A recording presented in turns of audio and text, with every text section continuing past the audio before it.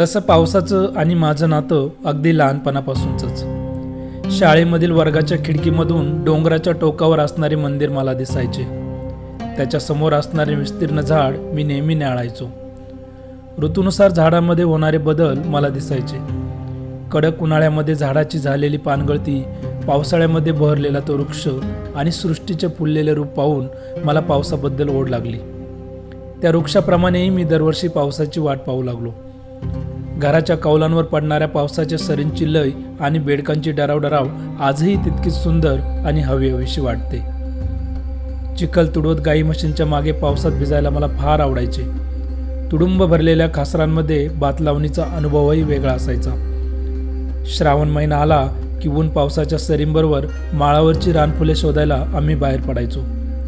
डोंगरावर पांढरे ढग जमा व्हायचे आणि ते दृश्य मी डोळ्यांमध्ये टिपून ठेवायचो. पावसाने माझ्यात निसर्गाची आवड निर्माण केली आणि मी हळूहळू निसर्गामध्ये भटकू लागलो.